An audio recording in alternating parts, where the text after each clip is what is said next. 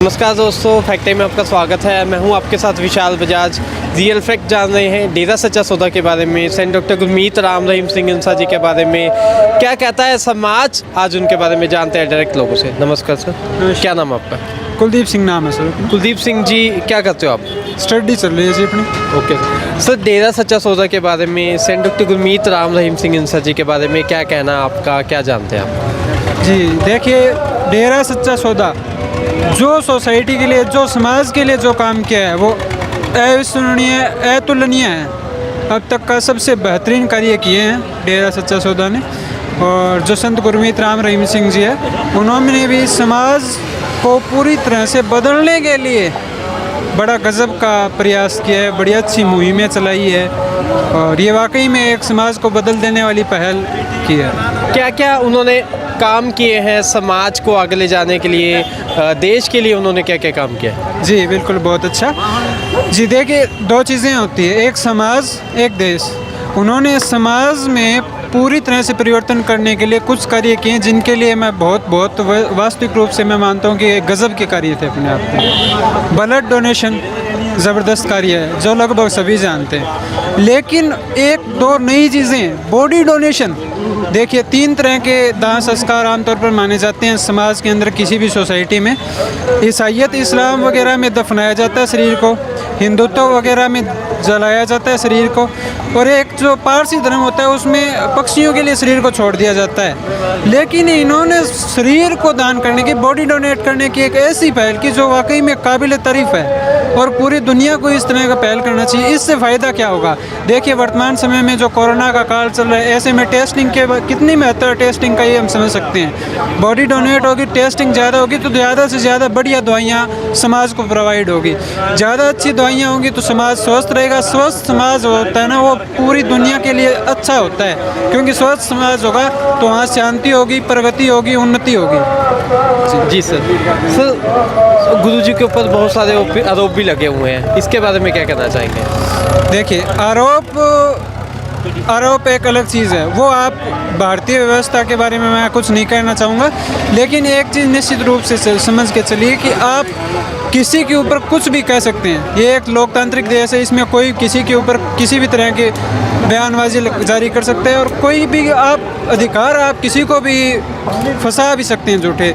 और ऐसा हुआ है, जैसे कि आरुषि हत्याकांड था, इसके अलावा और भी कई मामले हमने अपने सोसाइटी में, समाज में देखे हैं जो कि बेबुनियादी और पूरी तरह से गलत और आधारहीन मामले थे, लेकिन उनके अंदर सज़ा दी गई बाकायदा, और बाद में पता चला कि वो एक गलत तरीके से लगाए गए इल्ज़ाम थे और उनकी वजह से गलत सज़ा दी गई है।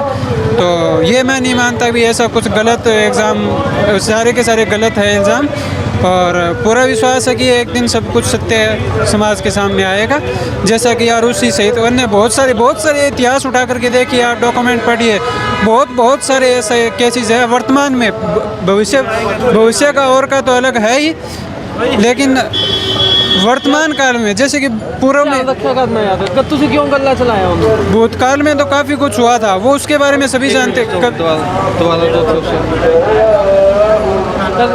वीडियो खराब होती है, हो कुछ नहीं होता। 2 बार पहला लांग गया, 2 बार लांग गया। चलो फिर स्टार्ट करें, ये क्वेश्चन ही दोबारा स्टार्ट करते हैं, ठीक है? क्वेश्चन की पूछा थी मैं थोड़ा तो ना, इल्ज़ाम लगे हुए। हाँ, उनके ऊपर बहुत सारे आरोप लगे हुए हैं, इसके बारे में आप क्या कहना चाहेंगे?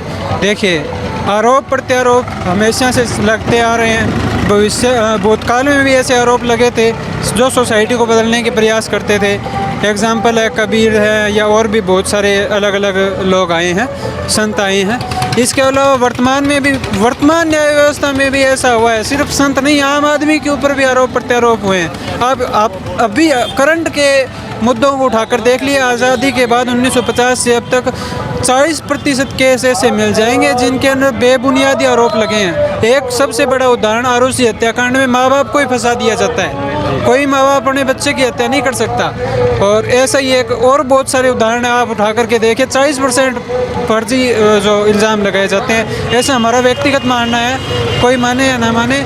और दूसरी बात यह है कि जो इल्ज़ाम लगाए गए वो बेबुनियाद है, एक न एक दिन सरकार के सामने जनता के सामने आ जाएंगे और ये पूरी तरह से गलत एग्ज़ाम साबित होंगे। सर लगभग 4 साल होने को है, वो समाज के बीच नहीं है, समाज पर क्या प्रभाव पड़ रहा है इस चीज़ का? देखिए, जब कोई भी महान व्यक्ति तो आपकी लीडरशिप में नहीं होगा तो जाहिर सी बात है, जब अच्छाई नहीं होगी तो बुराई अपने आप पैदा होगी। अच्छाई को पैदा करना पड़ता है, बुराई खुद ब खुद पैदा होती है। एग्जाम्पल, आप खेत के अंदर खरपतवार को उगाने की ज़रूरत नहीं होती, खेत के अंदर फसल को उगाने की ज़रूरत होती है। खरपतवार अपने आप उग जाता है जब उसके अंदर फसल नहीं होती। ठीक यही सिचुएशन है, जब हमारे पास अच्छी फसल नहीं है, अच्छी नस्ल नहीं है, तो खरपतवार खुद ब खुद पैदा होंगे, अपराध खुद ब खुद बढ़ेंगे। जैसे कि अभी ग्लोबल हैप्पीनेस इंडेक्स हो या और भी बहुत सारे ग्लोबल से रिलेटेड इंडेक्स जारी हुए हैं जिनमें भारत की पोजीशन ये बता रही है और अपराधों का जो आंकड़ा ये बता रहा है कि क्या हानि हम झेल रहे हैं। जी ओके। समाज को आज कितनी ज़रूरत है गुरु जी की?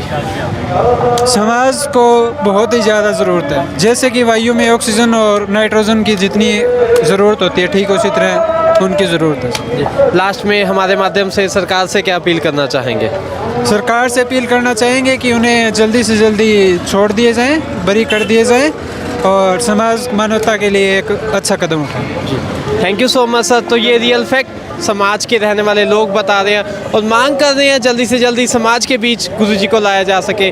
आपके क्या विचार है, क्या लगता है आज समाज को सेंट डॉक्टर गुरमीत राम रहीम सिंह इंसा जी की ज़रूरत है? हमें वीडियो के नीचे जरूर कमेंट करके बताएं। सच का साथ देने के लिए इस चैनल को जरूर सब्सक्राइब करें, देखते रहें, जुड़े रहें द फैक्ट के साथ। धन्यवाद।